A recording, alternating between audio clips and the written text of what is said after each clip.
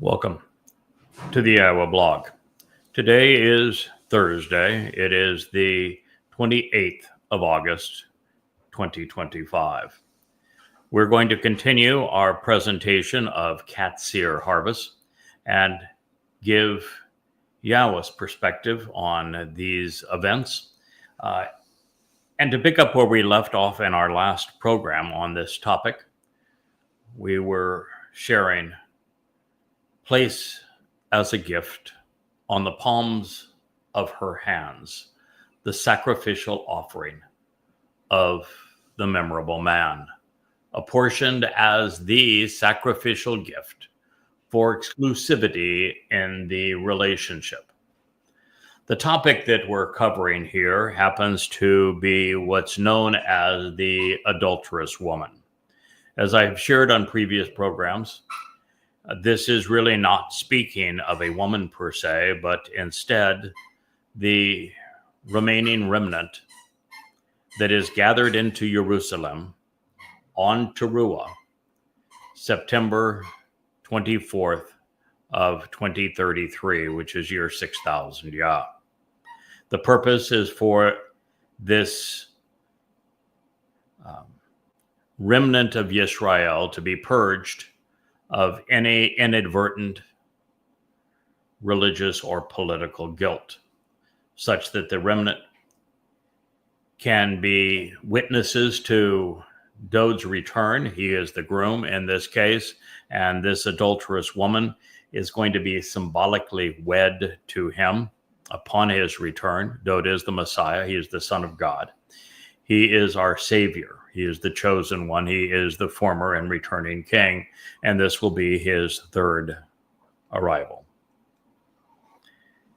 And so that is the purpose of this story. It is an interesting story in that it is told in Bamidbar, in the wilderness, Numbers 5. I don't think that prior to me explaining it, anyone has ever understood it.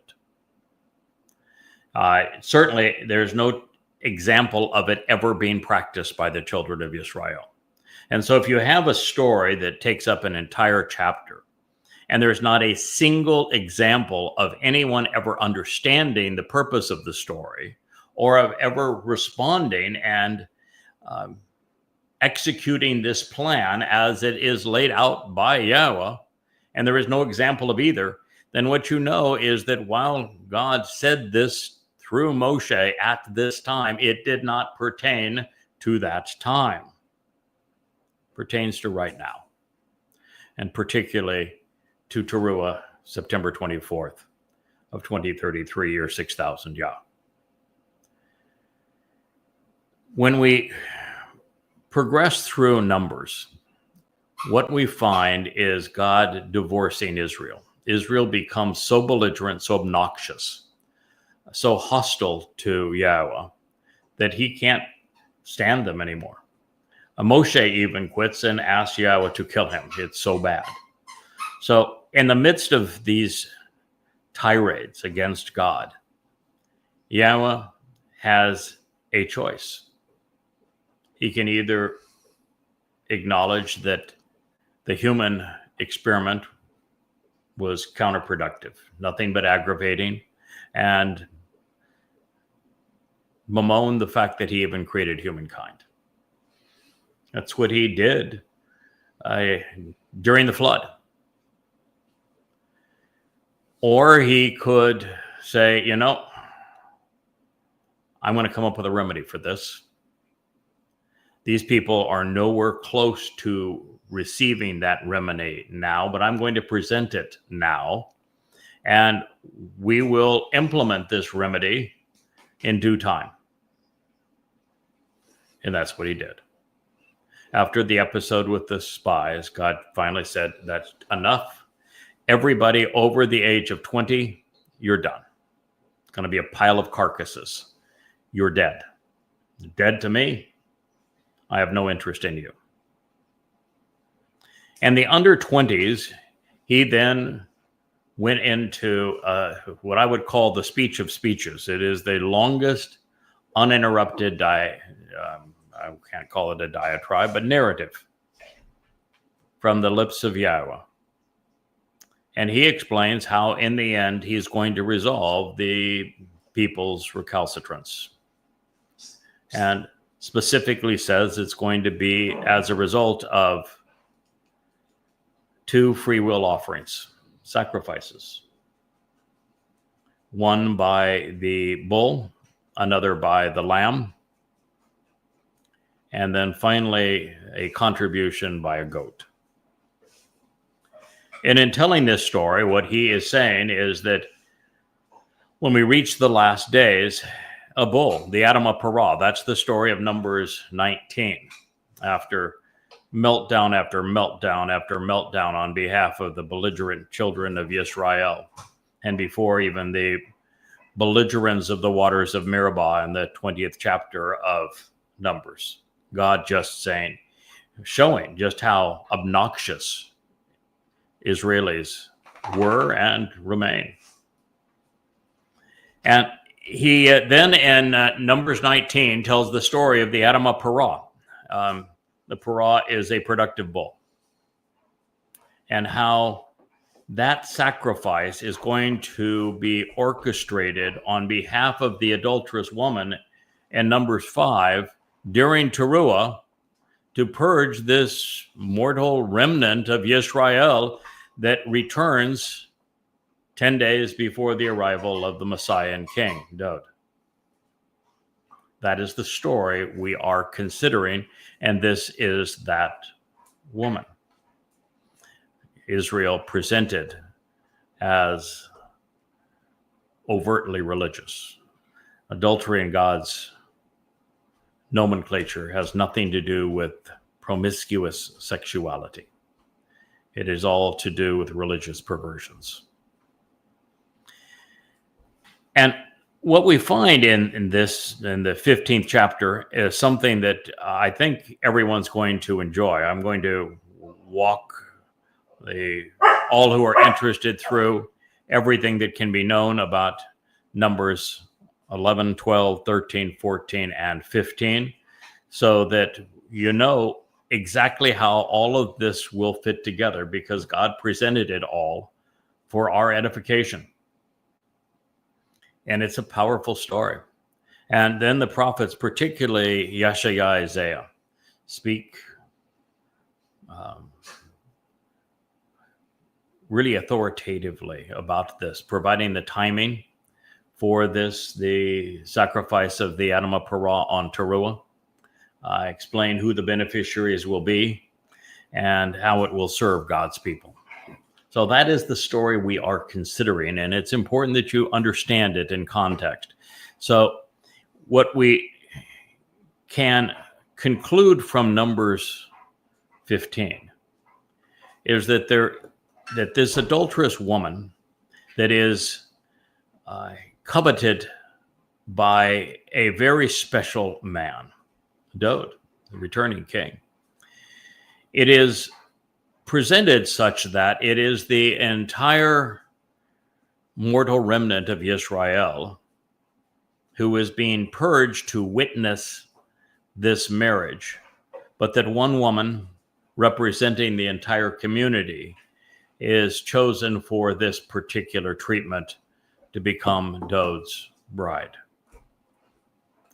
Now, the other thing that is interesting about this is that Numbers 15 goes into exquisite detail about who the potential beneficiaries will be here in 8 years with the fulfillment of this prophecy.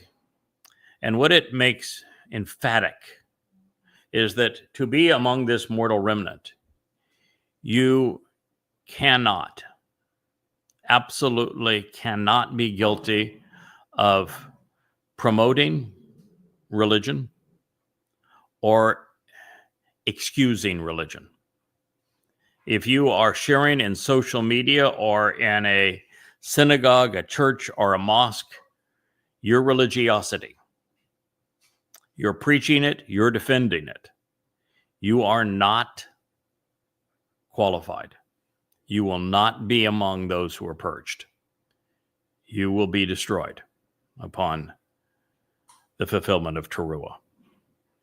It is only inadvertent guilt, born out of ignorance, acts of omission rather than commission, that are salvageable on this day. And that will be true of both Yehudim, Israelites, and also of Goyim. So it's important that you know if you're going to participate at all, you're going to have to disavow religion prior to that time and disavow politics as well. And then God goes on to say, again, decisively, that those who remain overtly and aggressively religious, that for them they will be exterminated.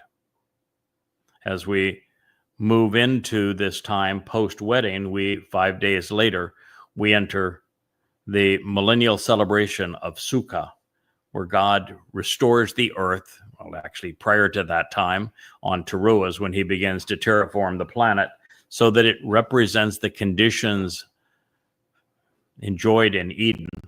And it is on Sukkah that we return and are allowed back in. That is what's at stake. And it's important that you know who qualifies, how you go about being able to participate in all of this. And we even find in that narrative something really surprising. That whole story about God asking people to stone the man picking up sticks on the Sabbath, as if God is a cosmic assassin. When viewed out of context, it makes no sense at all. But in context, you're going to understand as we presented exactly who that individual is. And the fact is that what they're doing is not picking up sticks. They're uprooting trees, and not any tree. They're uprooting the trees associated with the ram and the bull. The tree of lives, which Dode provided on Pesach, and the tree of knowledge and good and evil, and you can see them sitting above me, beside me, all around me, the 35 books available at yadayah.com, all free for your edification, because without those books, you wouldn't know where to find the tree of lives. Just as without Yada reflecting Dode's brilliance, you wouldn't recognize the source of the tree of lives, who is Dode David. So this is all part of an integrated story. And one of the most amazing things too, and we'll get to this in due time, that chapter ends by revealing that the tzitzit had nothing to do with the tassel. It wasn't even supposed to be seen. It was a flower. Turns out the blue flower is of the flax.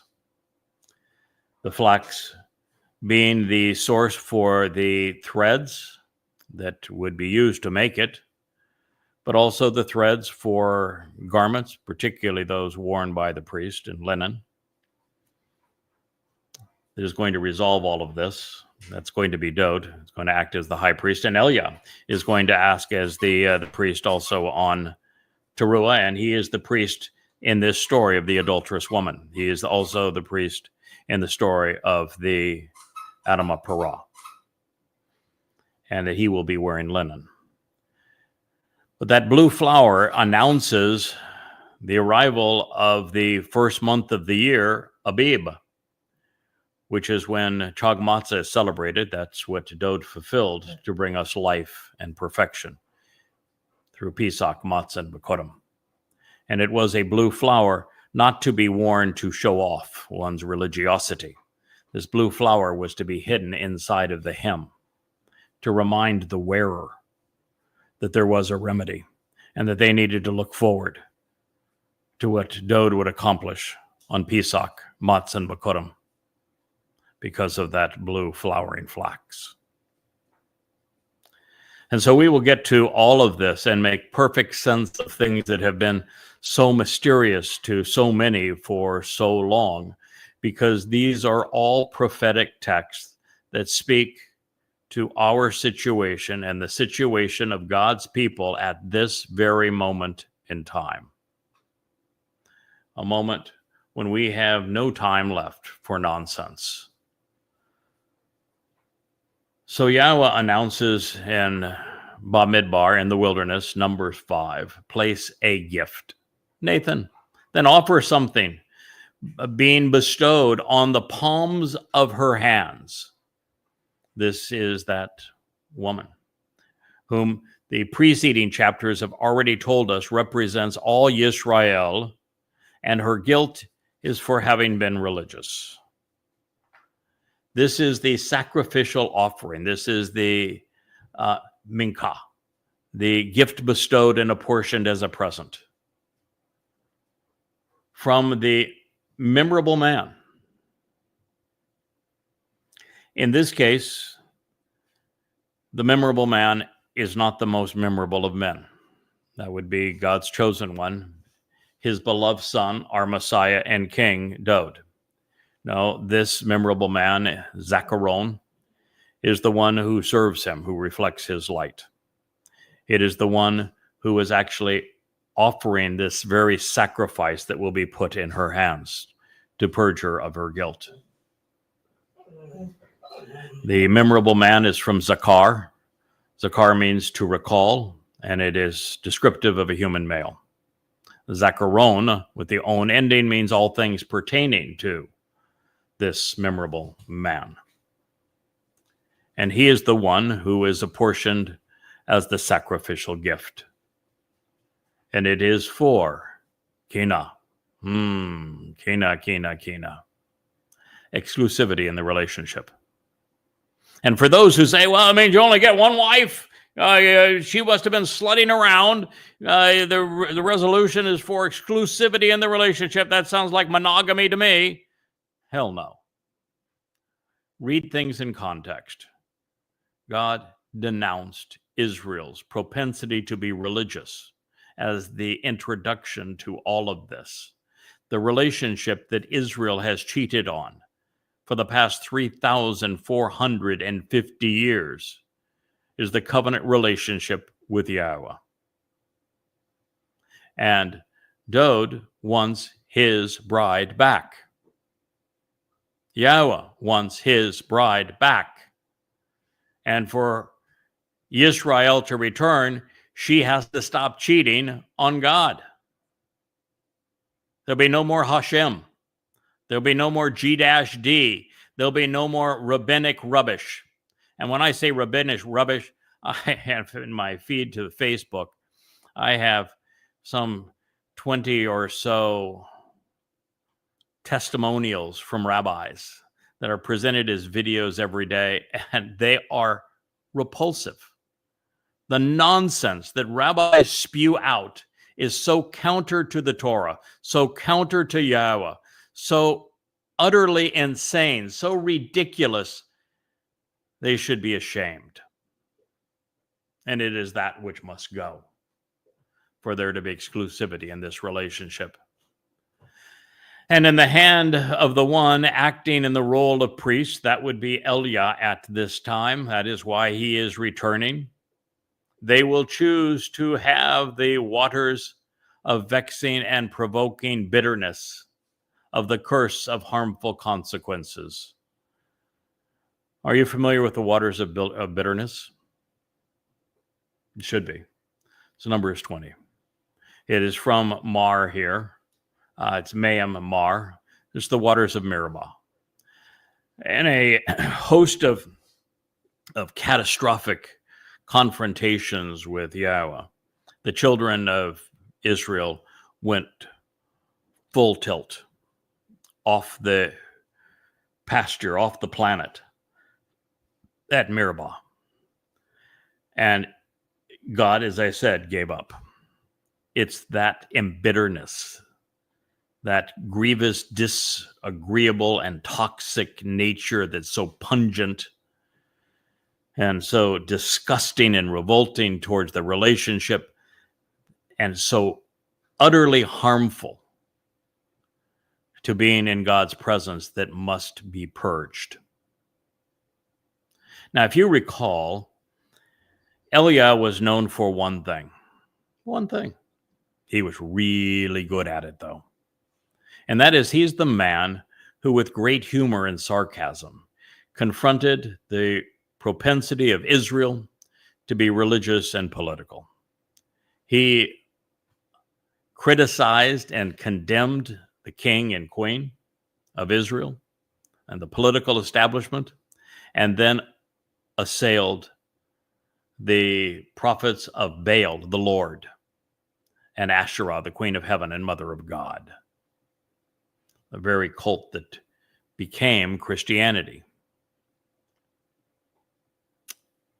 This is what he's famous for. And of course, in the midst of that, there is the roasting of a bull with copious amounts of water, and then ash with the flames being ignited by Yahweh himself. It is a dress rehearsal for the sacrifice of the Adamah Parah on Teruah that will have this same effect.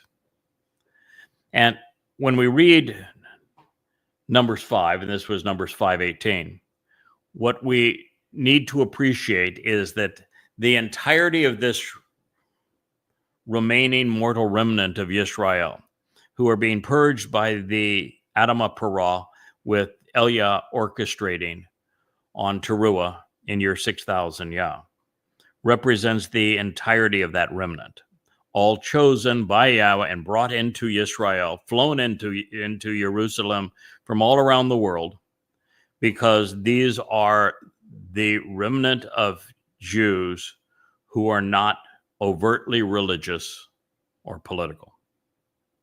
There's another chariot that'll take those who are still overtly religious and political, conspiratorial, and carry them to their death.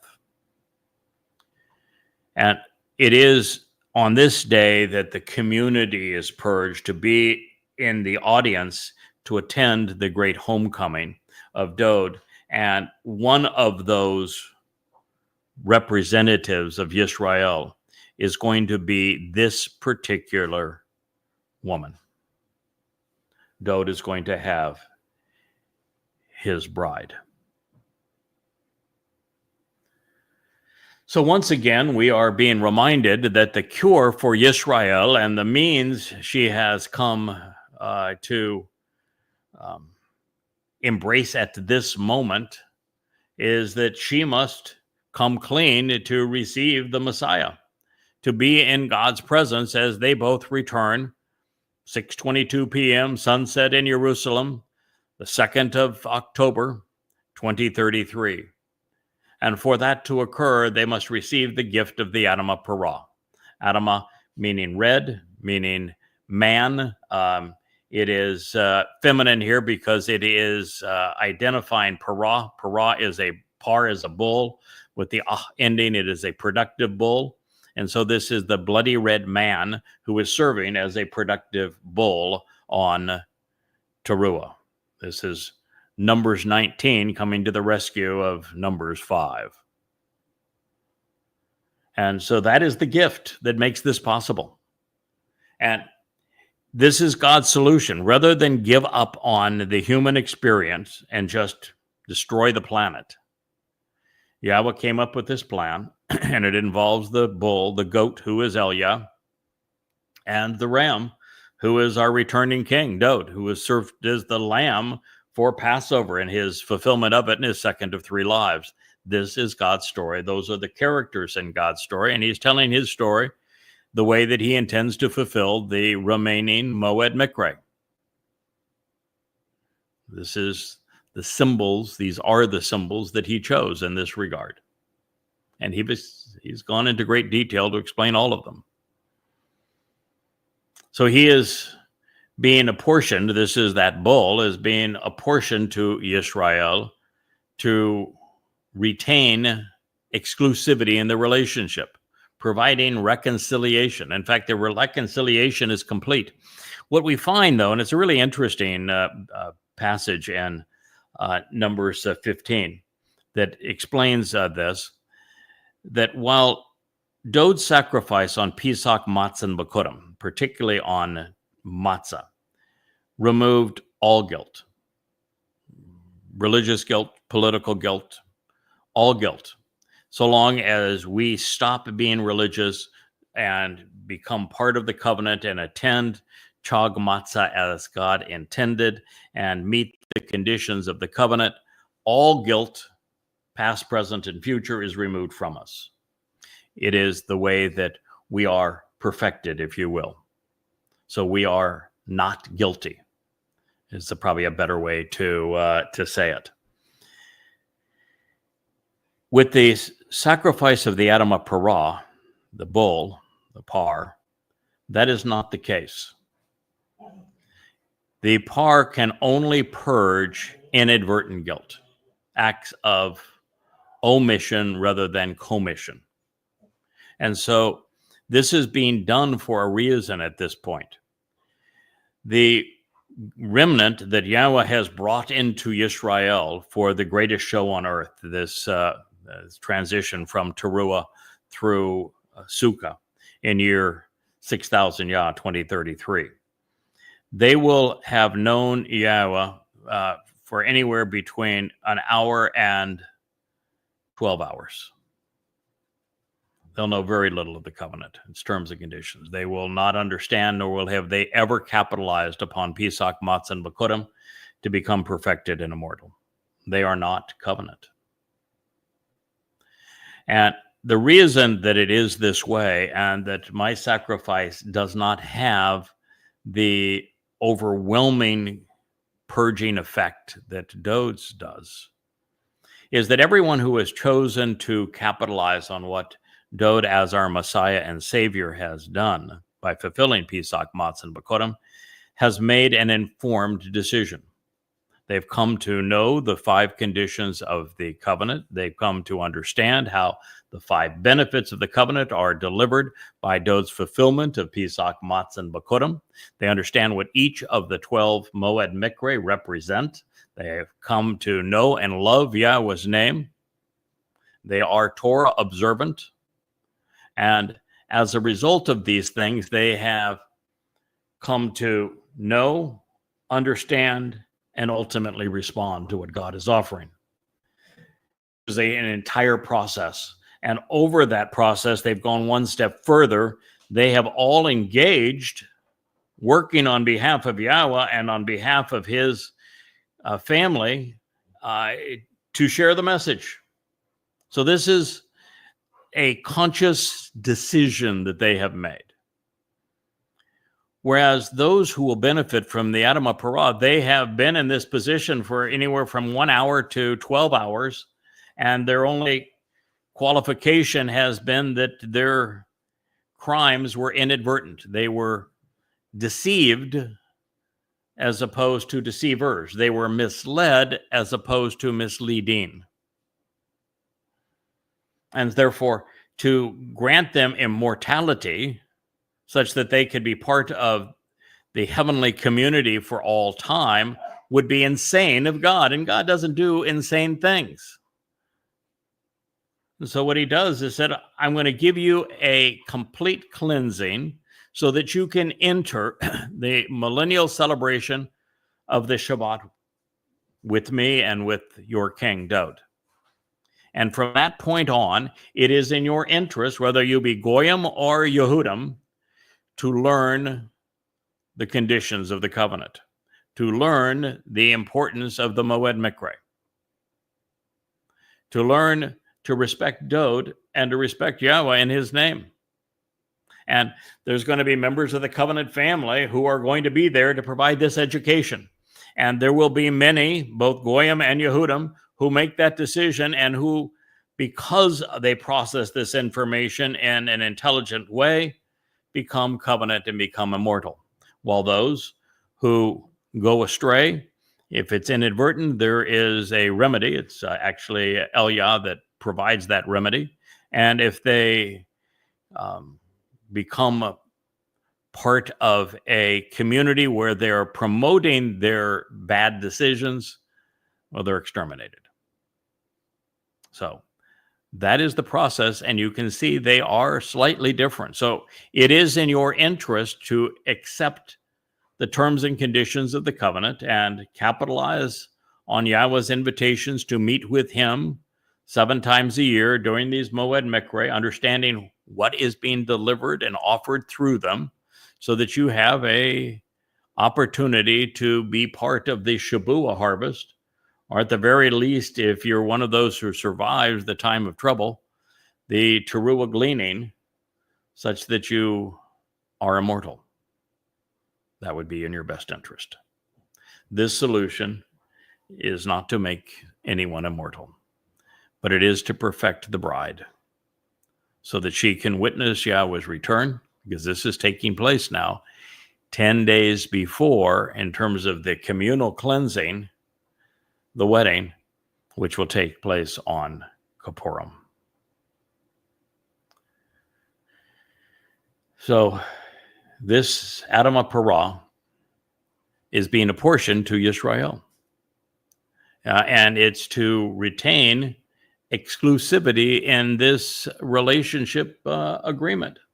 If you're looking for, we're not in a cited text at this point. This is insights to help explain it. It is the water that is mixed with ash as a gift from the sacrificial offering that will be poured over the palms of her hands. Water mixed with ash. Over the palms of her hands. While Yahweh has brought the pungent and bitter waters of Meribah with her, she will have that all washed away. We are even told that the sacrificial offering will come by way of a zikaron, a memorable man. And while Moshe and Dod were by far the most important, and indeed the most memorable, Dod is the bridegroom and Moshe is retired. So this fellow, well, he's Yada. He is the third and final Zeroah, the last witness. He is the herald of the king. He is the Adamah Parah. He's the bull. Through the sacrifice of the red heifer, the curse of the harmful consequences will be lifted from Israel, and on wedding day for this stand-in who serves as Dod's bride.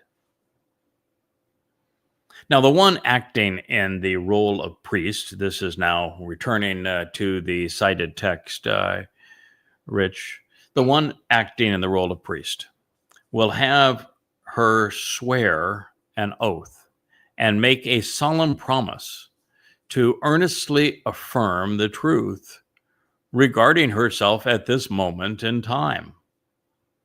And he will say to the woman, if a person has not lain with you, and if you have not gone astray, turning away to that which is filthy and defiled under your individual person, you are released, you're pardoned, you're innocent, you're free from the waters of vexing and provoking bitterness, of the curse of harmful consequences. 5:19. So as we examine this, again, the one who is serving in the role of priest will be Elia. He will serve in the role of priest both as he officiates the sacrifice of the Adamah Parah on the Temple Mount on Teruah before a replica of the tent of the restoring witness, facing therefore towards Mount Olives. On that day, when Yahweh will ignite the flames, he will release the torrent of water from underneath the Temple Mount, and he will purge this mortal remnant of Israel. And then when we get to the wedding and we have a singular woman serving as Dod's bride, then she will receive this treatment with Elia again, serving in the role of the priest, accompanying the bride, while now 10 days later, Yada, the bull who was sacrificed, will serve as Dod's best man at his right side. So the one acting in the role of priest, Elia, will have her swear an oath, make a promise, and to earnestly affirm the truth regarding herself at this moment. So at this point, she just needs to come clean.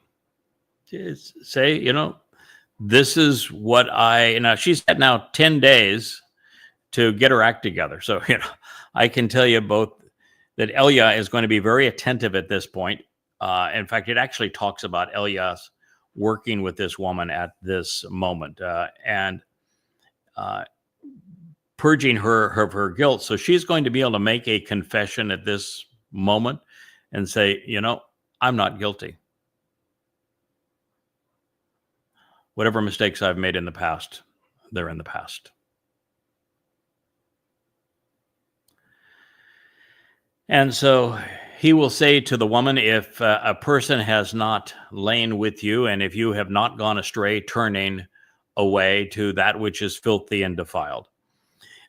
Yahweh uses an interesting narrative throughout Numbers 15 to describe the difference between inadvertent and deliberate guilt. And the difference is both words speak of turning away. One is to be misled, and the other is to mislead.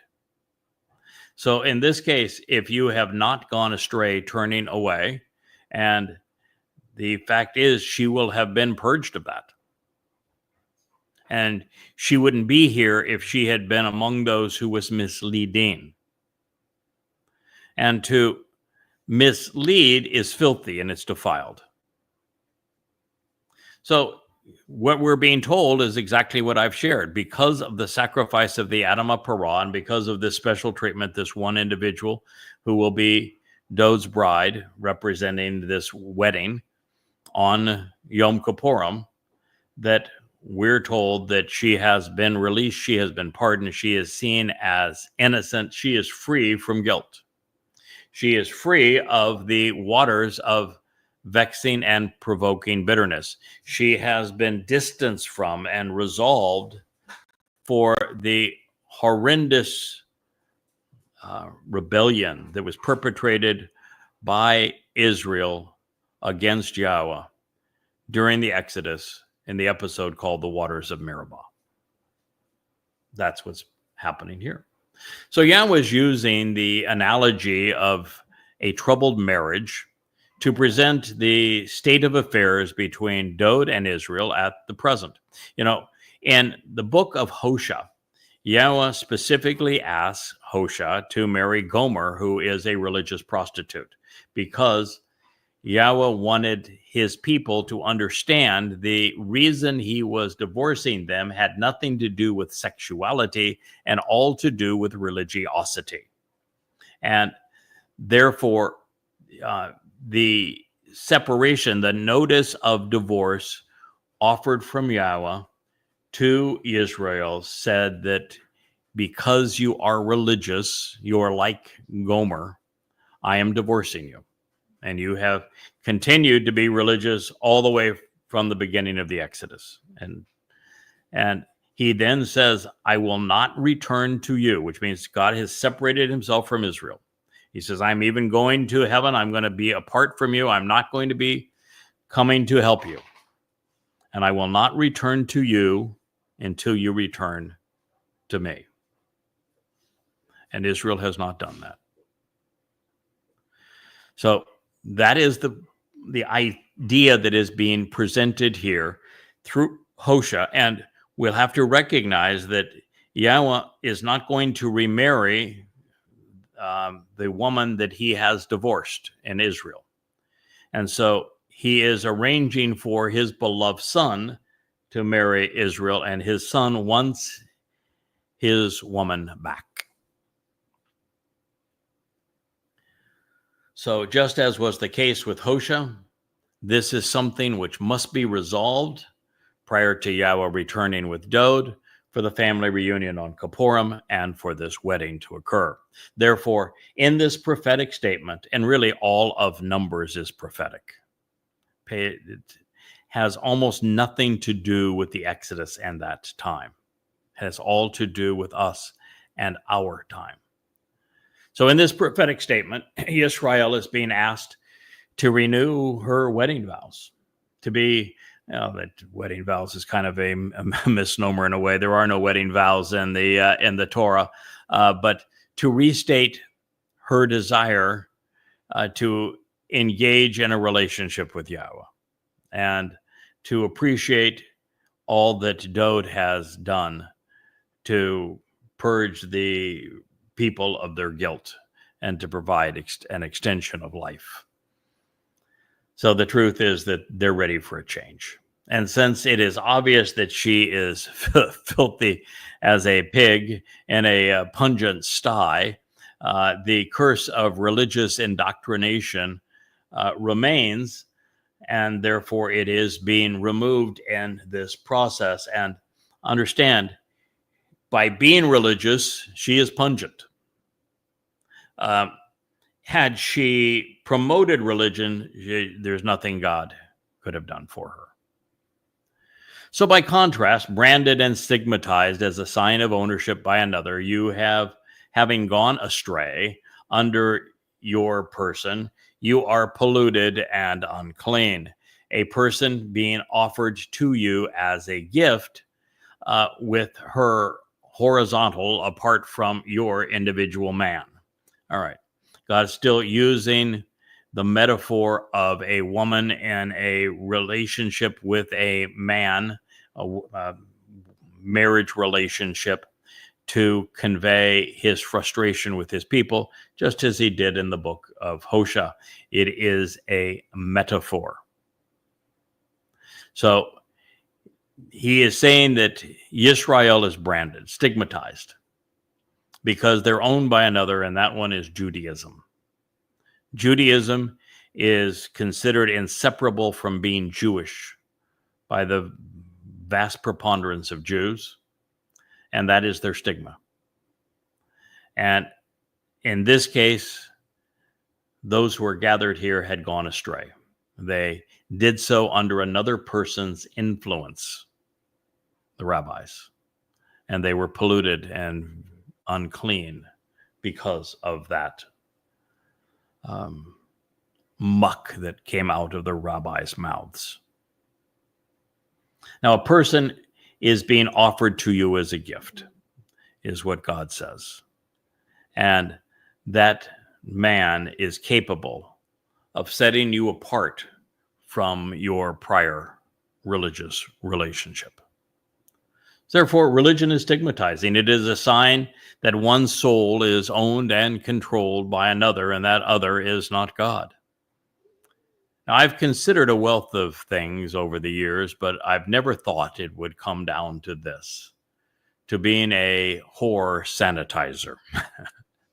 And yet, as we read the effect of the red heifer's ashes when mixed with the water on the remnant of Yisrael, it has become obvious that that was God's intent. And it's funny in a way. The very goy the Israelites will want to dismiss for being filthy and foul-mouthed will be the only effective means of cleansing them.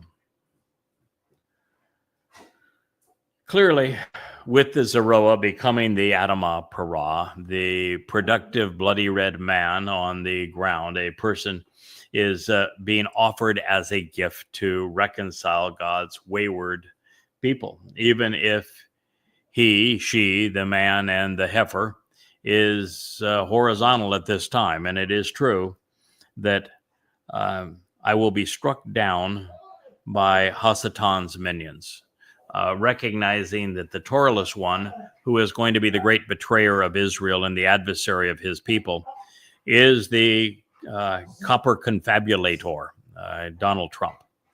As his health and his dementia issues continue to plague him, it's hard to imagine how Hasatan is going to keep him alive over the next 8 years.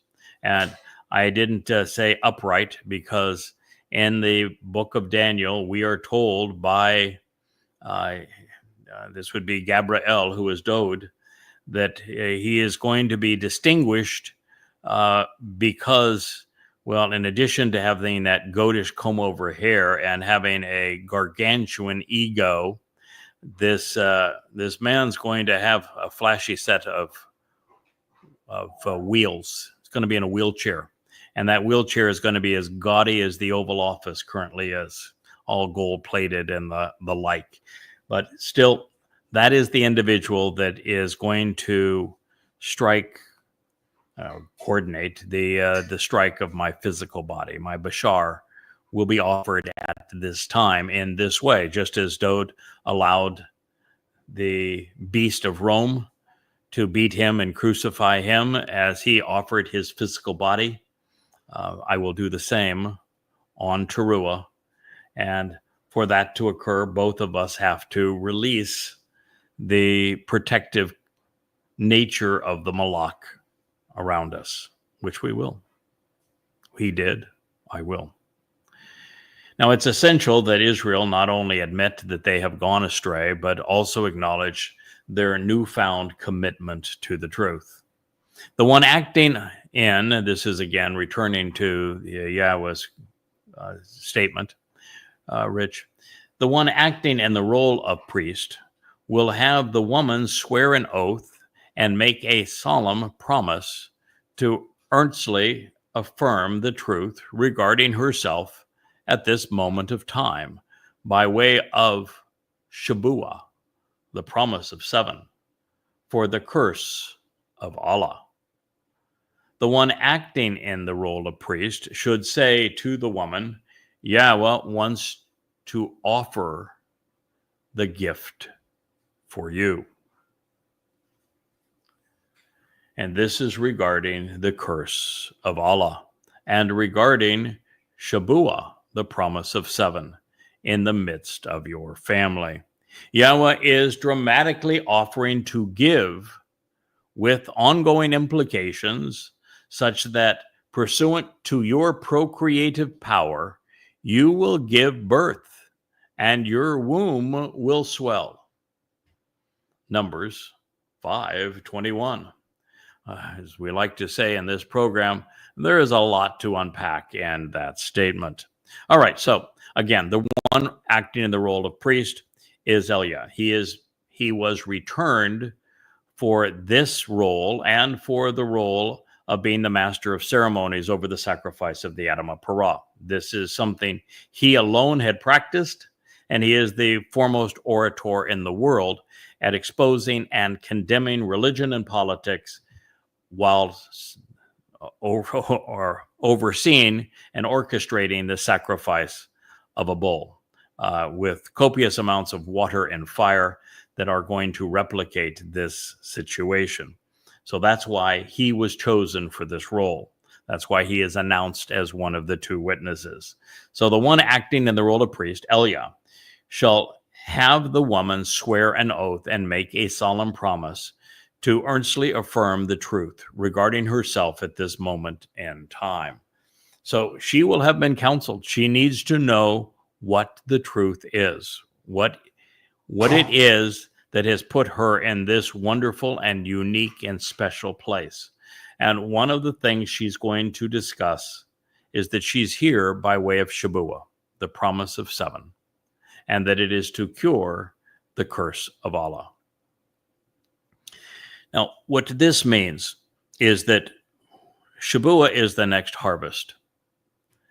Those who come to appreciate the terms and conditions of the covenant and accept them, respond to them, and who accept Yahweh's invitations to attend the Moed Mikre, particularly Chag Matzah, Pesach Matzah, and Bakodim, and know why Dode fulfilled these and what the benefits are going to be prepared for participation in the Shabuah harvest.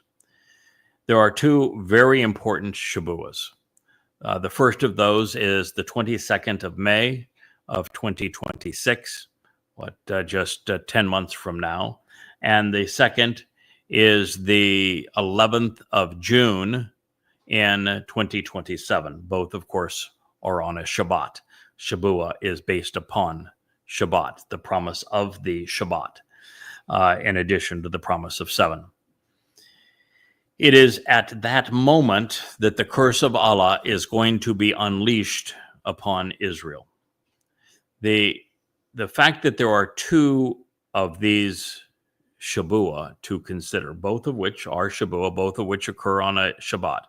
The first, May 22nd of 2026, provides a full 7 years for the time of Jacob's troubles, which is spoken about in numerous places being a duration of 7 years. It is likely that Shabuah is the one, and it is also a Shabbat, that is earmarked for the divestiture of Israel's heart in the so-called 2-state solution to create a so-called Palestinian state that leaves Israel vulnerable to attack. And this will be a state carved out of Israel's heart that is given to the devotees of Allah. And those devotees of Allah are going to immediately use it to attack Israel. And so it is likely that then the attack on Israel, which will be Al-Aqsa Flood 2.0, which will be not twice as big as October 11th, but will be 1,000 times worse, is going to occur on that next Shabuah. And that God's going to want his family kept out of that terrible time. And therefore, we're expecting the Shabuah harvest to occur on July 11th of 2027, which will be at coterminous with Al-Aqsa Flood 2.0, which Israel did not know how to stop the first time, nor even how to deal with in its aftermath. And Israel will be as dysfunctional in stopping the second one as they were the first, which will be much worse, of course, because the attack's not going to come from one place, but the curse of Allah is going to come from inside the heart of Israel with the 2 states and also from surrounding Israel. There'll be millions of jihadists this time, not thousands of them. It's 1,000 to 1. So that is what's being talked about here, and why is a reference to Shabuah, because it began this time of troubles, and it is on Teruah that the time of troubles comes to a close. That those attackers that began on Shabuah will be stymied and even incinerated on Teruah, and Yahweh is going to restore the earth at this time. Now, there's another aspect to this, and that is Shabuah is the promise of the Shabbat. And it is on the Shabbat of Shabuah, whether it's May 22nd, which is on a Friday evening, Saturday, or July 11th, also Friday evening and a Saturday. And again on a Shabbat of the Friday evening and Saturday of the 23rd and 24th of September, when we're dealing with Teruah, that all this is going to happen. She's going to be there on a Shabbat. And she is there because of the promise of 7.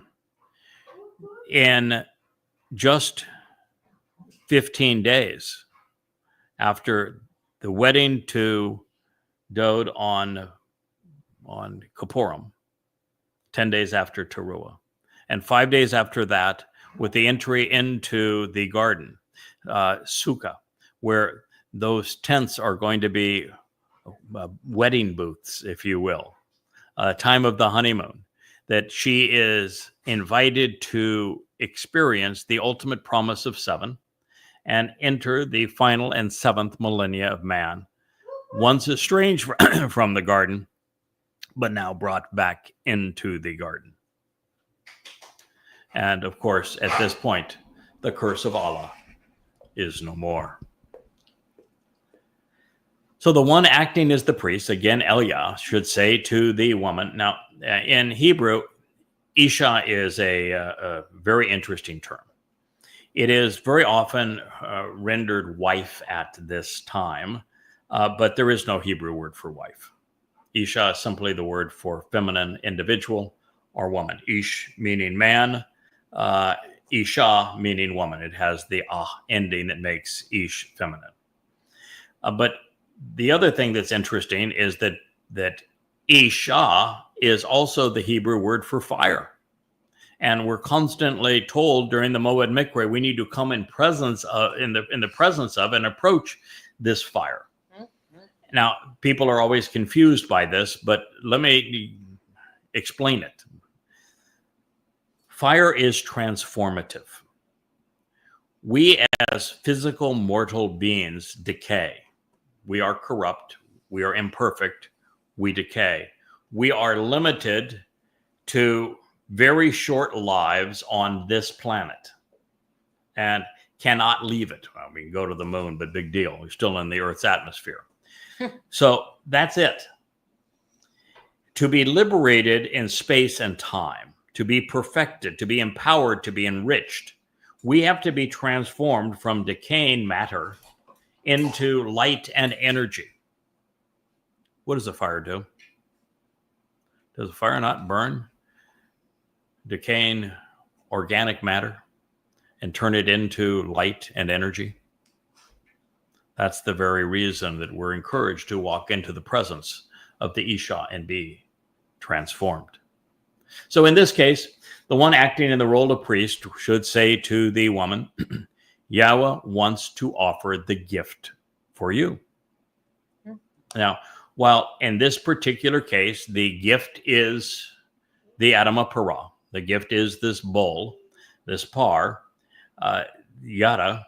The fact of the matter is that sacrifice has no value whatsoever, just like Dod's sacrifice as the lamb on Passover has no value unless Yahweh capitalizes upon it miraculously, which is why in Numbers 15, we're told repeatedly that Yahweh will engage Paleh. He's going to engage wonderfully, miraculously, to make these sacrifices of the bull and the ram marvelously and wonderfully, miraculously beneficial for God's people. And so God is the one who is actually presenting this gift. Without him bestowing it, it has no value. And in this case, this was rendered in the Jusiv, which is the third person expression of volition. This is what God wants to do. Yahweh wants to offer his people this gift because it reconciles their relationship. It makes them family again. And the gift he's offering in this particular case is my willingness to sacrifice my Bashar body. Now, to be fair, sacrificing the Bashar body, as was the case with Dod when he fulfilled Passover, ain't no fun while it's happening. You know, the body has pain receptors and it's going to hurt like hell. But that body is a liability. We're looking to get rid of it and soar as a energy light-based being with our nephesh soul surrounded by God's light and energy as opposed to encumbered by a physical body. And so it is something we're very willing to give up because it has no value to us and is actually a burden going forward. Now, as it relates to this again, the curse of Allah. When I first was introduced to Yahweh, now 24 years ago, it was on, of course, a Teruah. And on that day, he asked me to expose and condemn Islam, the curse of Allah. I knew nothing about Islam other than the week prior, I had witnessed 9/11, and I knew something was dreadfully wrong. But I had no expertise. But Yahweh and I made an arrangement where we would work together, and a book called Prophet of Doom was the result. First, Tea with Terrorists, where I met with Al-Qaeda, Hamas, Islamic Jihad and Hezbollah, and thereafter Prophet of Doom, which is the most comprehensive analysis of the Quranic scriptures reorganized chronologically and put into the context of Muhammad's life ever written, at least up to that point. And that's where we began. So this bull is the right one to remove the curse of Allah. And subsequently, when Israel was attacked by the curse of Allah again on October 7th in 2023. I recall knowing that implicitly that the only solution for Israel at the time was a combination of Prophet of Doom and Yahweh. They needed to rely on Yahweh and come to understand the actual enemy was not Hamas, but in fact Islam, by reading Prophet of Doom. But I had not done to Prophet of Doom what I had done to every other book, which was to rewrite it multiple times, because the more you live around Yahweh, the more you study his words, the more you think, the more you learn. And I was in a much better position, of course, to share what I had learned than I was 24 years ago prior to this. So 23 at that time. And so I recall telling Yahweh, I'd rather just finish Coming Home, Volume 3 that I was working on. That's fun. It's edifying. It's beneficial to the family. Let's just do that. And can we just let Prophet of Doom do its thing, even though it's really old and dated? And I always told God, I don't really want to go back there. It's very hellish to deal with Muhammad and Allah. They are really disgusting. And of course, Yahweh's response, those who have been with me these many years know, was very succinct. I have taken care of you. Now you take care of my people. And so there we have it. I rewrote Prophet of Doom. One volume became 5 volumes. It's now 4,200 pages. And it is the most complete, well-documented, contextual, and chronological depiction of the Quran infused with Muhammad's life ever written. It completely disgorges the curse of Allah for all who read it. And it is Allah on this day that will have caused the very death of the Adama Parah. Donald Trump, as the Torahless one, is in fact going to be responsible for orchestrating the death of my body.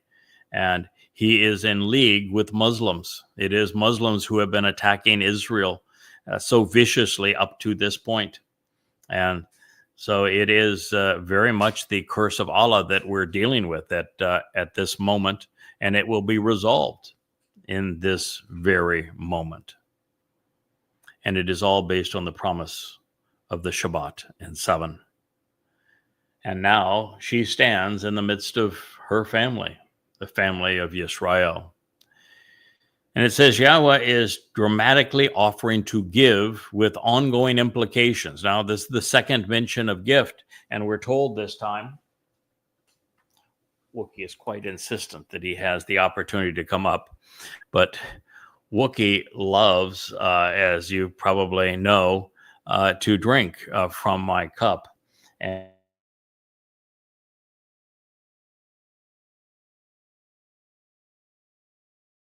he's quite disappointed with me at this point. Sorry, Wook, I didn't mean to disappoint you, pal.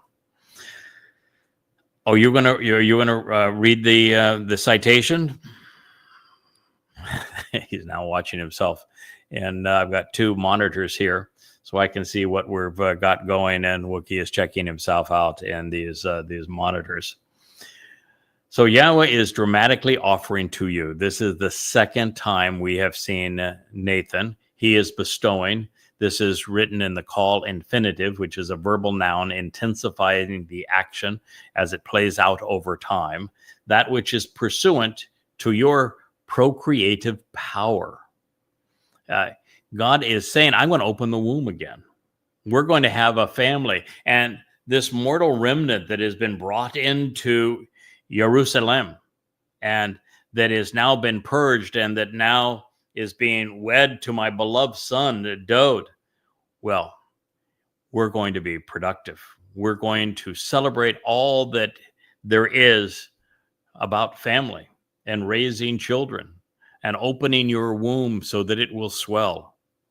This is about a woman who has been barren in terms of the covenant relationship, giving birth and having that womb open up again and be productive and bearing the very children of God who will populate eternity. Isn't that marvelous? So speaking of surprises, I, of course, did not expect when I was dealing with this the first time to see Shabuah or Allah in this story of what's called the adulterous woman. By mentioning Shabuah, Yahweh is drawing his people's attention to the Zeroah and to the Parah, the fruitful one cultivating the harvest. He is reminding them that because they missed it, they were left to endure the curse of Allah. And that is the fact. If you miss the Shabuah harvest, you're going to endure Yisrael, the curse of Allah, the worst he can possibly bring. 7 years of terror and torment at the hands of sadistic and demonic Muslims. The time of Israel's troubles is Allah's time to slander, abuse, plunder, abduct, and kill Jews. His musings on the matter can be found, of course, in Ezekiel, which is Satan's autobiography.